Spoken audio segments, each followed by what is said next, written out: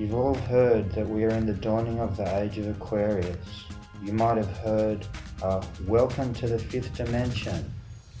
Aquarius is said to be the age of magic, mystery, and miracles. I believe it.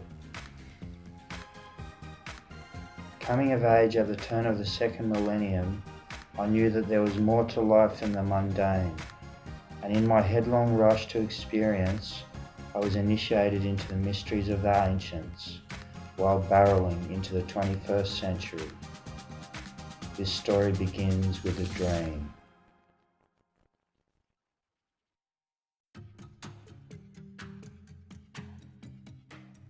Satya Sai Baba was a world-famous Indian Swami. Hugely popular in India itself, Satya Sai was said to perform miracles. He was able to bilocate and dream walk. One of the most powerful dreams I have had was of Satya Sai Baba. It was many years ago now. I dreamt that I was in a pool of red liquid at Satya Sai Baba's feet, staring up at him through the lens of the liquid's surface. He was holding a silver trident. He was robed in a translucent glass material filled with orange fire. Satya Sai Baba looked at me, lifted his trident, and I clearly heard the word Aquarius. As soon as I heard Aquarius, and as the trident pointed at the sky above Satya Sai Baba's head turned a deep rich purple. Many people have had mystical dreams of Satya Sai Baba and attribute deep meaning to them. Now I have progressed further along the spiritual path, I see the greater meaning in this dream, with its many correspondences. It was an inspiring factor in my life and desire for the new age. The Book of Knowledge, the Keys of Enoch, is a tome of received wisdom written by J.J. Hurtak that I am now in possession of. It's described on the title page as a teaching given on 7 levels to be read and visualized in preparation for the Brotherhood of Light, to be delivered for the quickening of the people of light. This book is a New Age must. Its multidimensional ideas were delivered by the angel Enoch to J.J. Hurtak, as Hurtak was transported throughout creation in a Merkaba light ship. These concepts may seem strange to you. Originally they were foreign to me as well. I was introduced to the Keys of Enoch by an amazing character, an Englishman called Gary. Gary came to Australia in the 90s with the Vibe Tribe, a techno party collective. He was a punk, an alchemist and a magician amongst other talents. From him I learned about Merkabas, and he read from the Keys of Enoch to me. One of the enlightening ideas Gary transmitted was of the change of the ages, and the Aquarian aura of the planet being alchemized into a rich purple aura with a golden shell surrounding. Sadly, Gary has passed on several years ago now, but I will always remember him as a larger-than-life brother of light that shone his light into my life.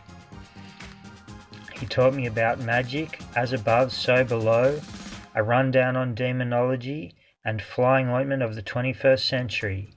Alchemy of DMT he also revealed to me. Once, in the DMT realm, I saw Gary in a multidimensional form, holding a tablet of light covered in pyramidal fractals. This was several years before the Book of Light we call the Internet opened up and tablets became commonplace. In the 60s, the Flower Children manifested, talking about peace and love, the age of Aquarius, and the earth changes on their way. It was them who started the psychedelic revolution with catchphrases like Timothy Leary's "Turn on, tune in, drop out." Mental freedom and spiritual emancipation through the deconditioning effect of psychedelics may well have started the global government's reactionary drug war, but they also began a new age counterculture where people like me found magic and enlightenment in an otherwise mundane and cruel world. The mind expansion processes of psychedelic shamanism took me to new dimensions of mind and started me on the spiritual path. The spiritual gnosis instilled in me from my progress on the spiritual path involved many levels of multidimensional awareness. At times I became immersed in the archetypes, experienced walkthroughs of the gods and its antithetical demonic possession. A major immersion of spiritual gnosis was the messianic archetype. A Messiah is defined as one anointed in the name of God. My walk through divine encounter was to be anointed under the divine spiritual name of Aros, a combination of my given name and aspects of several key ancient gods. This walkthrough was in the run-up to the 2012 December solstice galactic center alignment, an important New Age date. I was in the throes of spiritual and psychedelic ecstasy and preparing myself through such mystic arts as tattoo, tarot and tantra to bring on the I Am presence and save the world. To play my part, I activated various mechanisms of the divine, such as sacred sites like Uluru, the islands of Avalon and the Giza Pyramid complex. When on pilgrimage to the Great Pyramid of Giza, I was guided to have an Aquarian cross made of gold in a Cairo jewellery factory.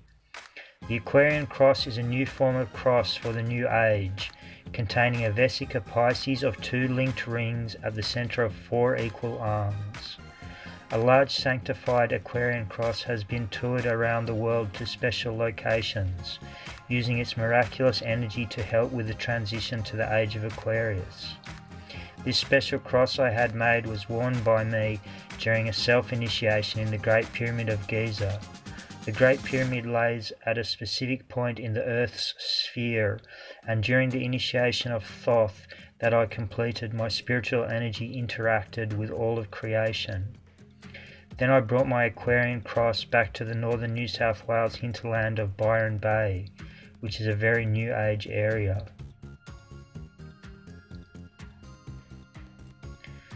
The Golden Age has different manifestations depending on the school of thought that is approached. Some will say the Golden Age has been, is approaching, or has already begun. Aquarius is a part of a westernized astrological discipline based on the movement of constellations of stars in the sky. According to this theory, the Earth is transitioning from the age of Pisces to that of Aquarius. Piscean energy, symbolized by the fish, is quite different from the Aquarian. In Aquarius, we can see the rebirth of magic, peace, and global advanced civilization. My star signs are Capricorn Sun with a Leo Moon. I have found my signs relevant to my life and spiritual practice. Capricorn is ruled by Saturn, who in some philosophy is relegated to ruler of the Golden Age. Leo is the lion, and I have found that lions are extremely important to the mysteries of the ancients. My father is a Leo sun sign. He's actually named Lee as well. To me this represents God the Father, the Lion of Light, Ancient of Days. The guardian of the Great Pyramid is a huge lion with a head of a man, a leonine zoomorph form of the god Horus, named Horem Akar, which translates to Horus of the Horizon. Horus is the aspect of the I Am presence that I was channeling during the initiation of Thoth. In the north of New South Wales, Australia, is a rainforested and woody area on a coast of beautiful tropical beaches. I lived and travelled this area for quite a while. A town I lived in was called Mullumbimby, and once there I experienced a mind-blowing magic mushroom trip on the local species of gold-top psilocybin mushroom. Another punk alchemist friend of mine had told me before this trip, "Let's open up that third eye," and it happened. At the peak I was striding around the house, singing at the top of my voice, "I am the dragon," while as far as I was aware, I was suspended in the void, hallucinating an incredible shining dragon spreading its wings. Outside of Mullumbimby, further into the hills, is another small town called Nimbin. Nimbin is host to Australia's largest anti-prohibition cannabis festival, the Nimbin Mardi Gras. It was started by the growing population of hippies and dropouts that first moved to Nimbin with the Aquarius Festival in that area during the 70s. Living in the area myself, I took part in several Mardi Gras celebrations and I really enjoyed it. There were so many New Age flower children together there, the children of the flower pot. That was before the grassroots cannabis movement really took off in the Western world. Nowadays it is becoming a multi-billion-dollar white market. There's a long way to go still on this island till the herb is respected as it should be, but there's now hemp seed available as well as medical marijuana products. My first initiation was into the Order of Chaos, brainchild of a supreme magus known as Auriel Defenestrat Bascule. For this initiation I channeled the mystical name of Aros Kydd Chaos-Chronos for myself. One of the laws of magic I have learned is called the threefold law. This law says that while mundane energy will return to the projector in kind, magical energy returns 3 times more. Perhaps due to this magical effect, or perhaps a divine blessing, I cannot say, but in taking this divine name upon myself, I entered into a new probability that opened up the potential of my life. Into this new probability, at one point, another walk-through God manifested in a friend of mine. I was in Sydney at Tamarama Beach, sitting on the sand. The sun was shining on the blue water, the sand was high and golden, the water mellow. From within my clear and open mind rose up a clairaudient thought, Adonis. Then, from out of the shallows, rose up also my friend who declared, in total harmony with my open mind, I am Adonis, God of love. At this point in time, he was at peak, fit, big, blonde man with clear features and hazel eyes. My friend, I believe, was exemplifying Adonis, the perfect man. This was a multidimensional experience, unlike anything else I've experienced. We sat on the sand and talked, with Adonis expressing himself in a dreamlike, psychic and mind-expanding fashion that I found hard to comprehend yet enlightening.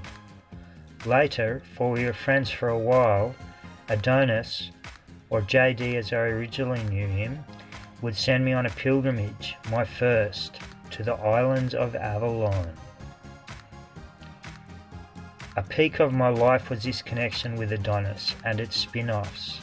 We were the golden gods, living youth-free in the beginning of the golden age.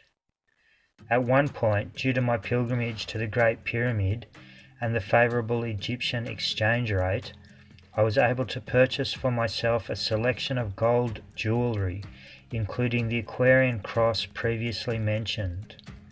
I was wandering around my then hometown of Byron, with long blonde dreadlocks, gold rings in my ears, nose and lips, when a tattooist from the local parlour called me a golden god. I knew it was true and loved the idea. Aros, the golden god. This point in my life, I believe I was closest to perfection. That was one of the ideas that Adonis communicated to me when he was still around. Perfection forever. It is that moment of ecstatic eros in youth when I feel that I was closest to the divine, when we fly high to touch the face of the immortal gods and experience those moments of love that never die, imprinted in memory and the Akashic records till the end of time. My initiated name of Aros Kydd Chaos-Chronos was a mystical seal on the bona fide spiritual path that I had set out on. The reason I say this is because I channeled the name from within, yet it was factually a key to the mysteries of the ancients encoded in the dawn of the new age. Now from my own future, I can see that taking this divine name upon myself guided me to progress to the peak of my life. Breaking down the name into its constituent parts and analysing them gives the answers to the powers that comprise divine impetus to the Golden Age.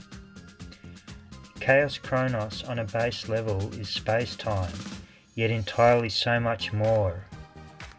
Aros is a keystone vibration of the many names of God, stretching back into antiquity. Kydd, while still a multidimensional name, at base level indicates my realistic position as the child of the cosmos, trusting in fate to guide me well. Chronos is seen as analogous to the astrological ruler of Aquarius and Golden Age king of the gods, Saturn, Father Time. Chronos, strictly speaking from Greek mythology, is the eldest Titan, the father of the Titans. My mystical connection with Chronos as Kydd Chaos-Chronos was to do with synchronicity and the connectivity between the earth goddess Gaia, a Titan, and myself as a goddess worshipper at the early phases of the spiritual path. In the rebirth of the goddess and new interest in Gaia theory from humanity, I found a deep connection with the earth and nature, which I hold to this day, manifesting my vegan and Buddhist lifestyle. The fluid nature of my spiritual path has taken me between various different accepted and alternative spiritualities. Yoga was introduced to me by the Rainbow Tribe of New Age travelers, who I learnt Surya Namaskar and other yogic techniques from. I have been into the Bhakti Yoga of the Hare Krishna religion from India for periods of time, studying with the Vaishnava monks for 6 months as well. A basic understanding of the discipline of yoga is the concept of reincarnation. If this is true, then possibly we have all been at this for a long time. Some synchronicities and clues have led me to speculate on the possibility of reincarnation. In this illustration from the Bhagavad Gita is our image of the transmigration of the soul, and the peak image of man looks to me particularly similar to Adonis at his peak. In the Greek myth of Adonis, he is the lover of Aphrodite, gored to death by a wild boar at his prime. Classical artworks depict the departure of Adonis for the hunt, leaving behind him Eros and Venus. In this metaphor I feel keenly the loss of Adonis in my own life, the loss of Eros and Venus, with the passing of the bliss of youth. Now, as you can see from my bio, I no longer call myself Aros. That time has passed. Now I am simply called by my given name, Andrew. Andrew can mean simply man, as in the Greek anthro. A concept I have found that is related to reincarnation is that of many masks, but always the same man over the ages. The supreme magus of the Order of Chaos, Oriel, who I mentioned earlier, was a believer in reincarnation, back to his spiritual origins as the elder jester of the Precreate. I deeply connected with Oriel in the initiation he gave me. That was where I received the name Aros, upon leaving a Druidic labyrinth initiation in the Victorian outback.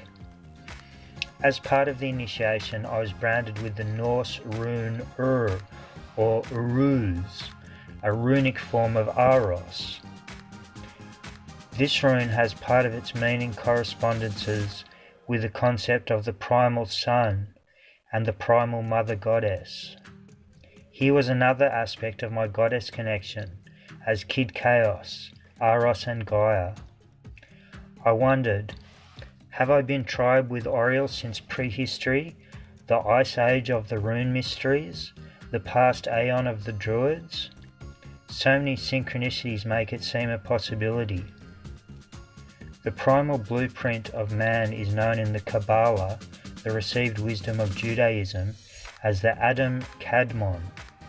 I appeared to be simulating a similar primal manifestation. I have often wondered if this body is just a mask for my immortal soul, a mask discarded with the ending of each new life. Am I just a mask of time? Is this the mask of the eldest god, Father Time, Kronos, Saturn? Only time can tell. Adonis, during one of our conversations, gave me a mission. He said for me to travel to Glastonbury in the UK.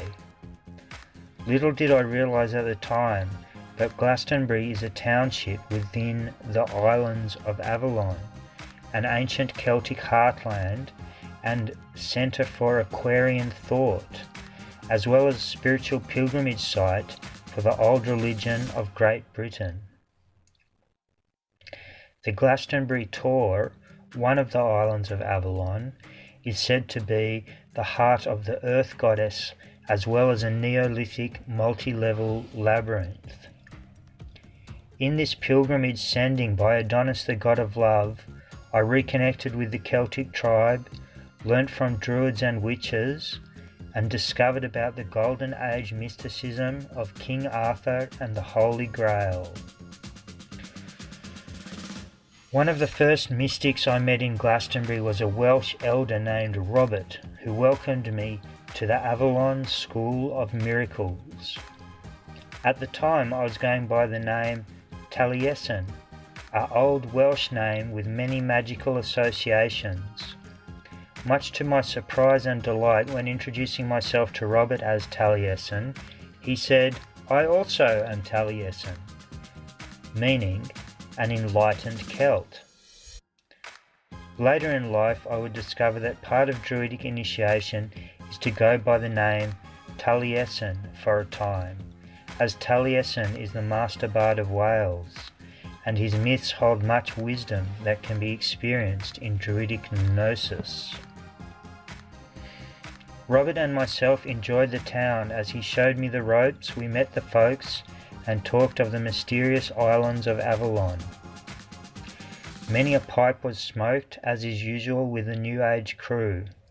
Here the local flower children had coined the name Glastafarians, a combination of Glastonbury and Rastafarian, as the sacred herb was a sacrament partaken of with great relish.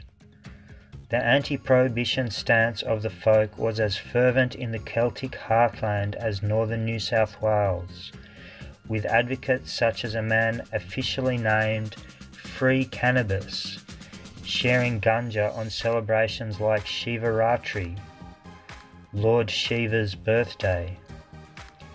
There were whole hemp seeds available for munchies, and people would plant them in the streets pot plants, just to watch the cannabis sprout.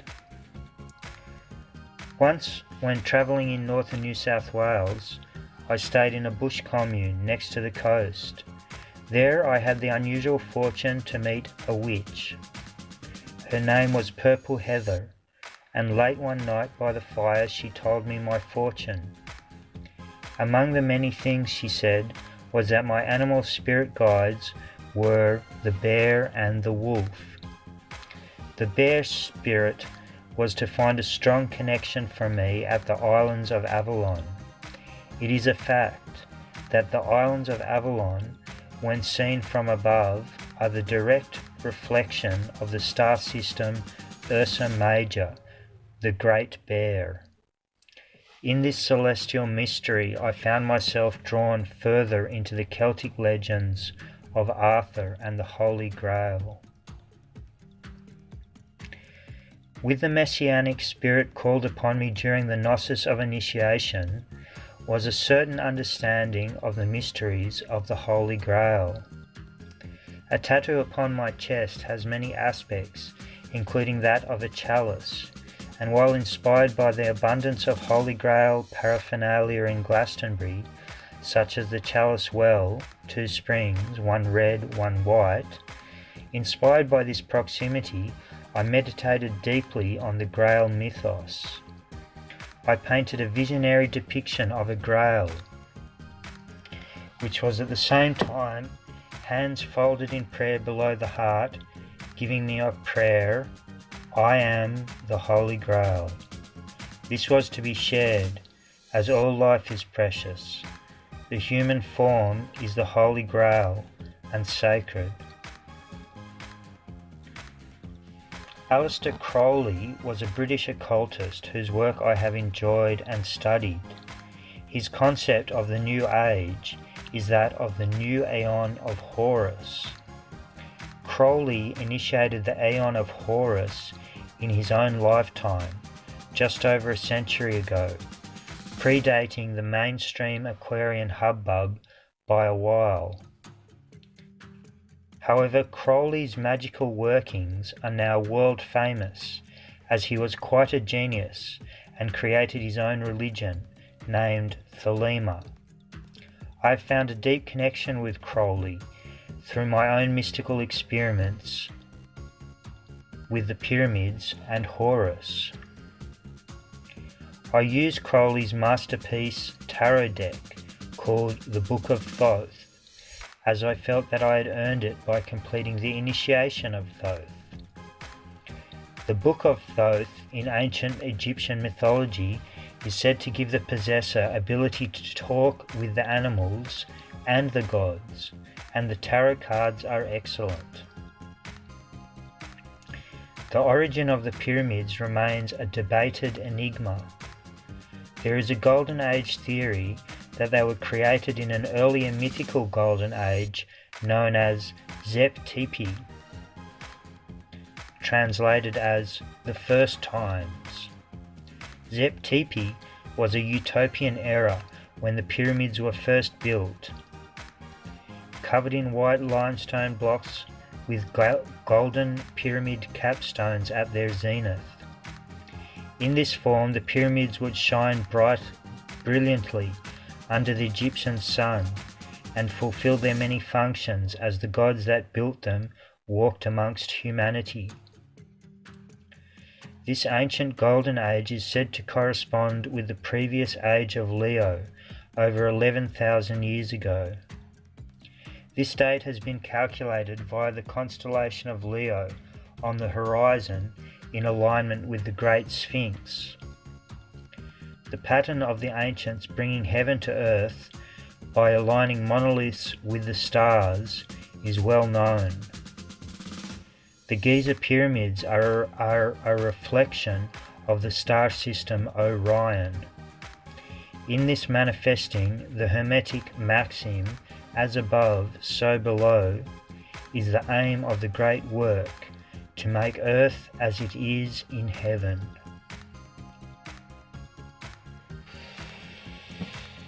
An influential person in my life directly was a man named Cameron Worsley. He was a feral punk when I knew him, and had originally been in the Sydney punk scene of the 80s, where he sported a big punk mohawk and played in a band called Subliminal Pressure. When I knew him, he was also into psychedelic shamanism, magic, and writing techno music. He has passed away as of several years ago now, but before he left, he made a solo techno album called Entheogen Generator under the pseudonym Dendera. This was a particularly apt couple of names, as I will explain. Cam told me before he left that Dendera is an Egyptian deity and means the opener of doors. Where he discovered this meaning I do not know, as I only know Dendera as the place name of the world famous Temple of Hathor at Dendera. I have visited this temple after Cam's death on my Egyptian pilgrimage. It was a black and ancient temple filled with arcane secrets of astrology and the goddess. One thing that sticks in my mind from the Dendera temple was an exquisite ceiling relief of the cosmic goddess, black with age and moist sheen. At the yoni of the goddess was what appeared to be a small tunnel ascending into the roof. At this time, this was nothing less to me than the cosmic wormhole of the goddess ascending to heaven, and I became aroused at this incredible depiction of Hathor, the consort of Horus. To this day, I've never been able to find an image of this goddess on the internet-related sites, which surprises me, as it is incredible. The opening of the doors of perception is a psychedelic revolution catchphrase, and Dendera as the opener of doors has haunted me since Cam told me what his stage name meant. Why this is so is because Cam was integral in some of the most powerful psychedelic experiences of my life. One in particular I'll tell the story of here. I met Cam through a high school friend called Penny Scott, who sadly has also passed away at a young age several years ago. Penny, Cam and I were all into psychedelic mind expansion and ended up having several seriously considered and respectful psychedelic experiences together. One of these was the most serious, experimental and powerful trips I've undertaken. We organised an empty holiday house in the Blue Mountains, Blackheath, the high point of the mountains, and resolved to experiment with the highest dose yet. Cam knew all kinds of psychic mind tricks, spells, games, and techniques to raise consciousness. Of the many incredible and inspiring visions I had during the black and silent night at the top of the mountains, one was the most unbelievable. We had started to peak on the high dosage, and Cam suggested we all lie down on our backs on the carpet to stare at the ceiling. Cam had been talking about an effect of the light that was really good on psychedelics. As we lay on our backs, looking at the texture of the ceiling, Cam said to look at the shadows of the texture, to keep looking as red lights began to flash in the little shadows. Then suddenly, crunch. We had pierced the veil between worlds, opened a door of perception to another dimension. This next vision was unforgettable.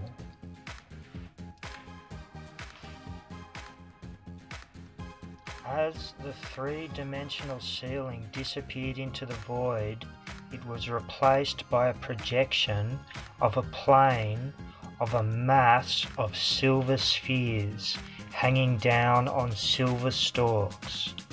These silver spheres rolled around all as one, opening up into a sky full of eyes, watching us intently.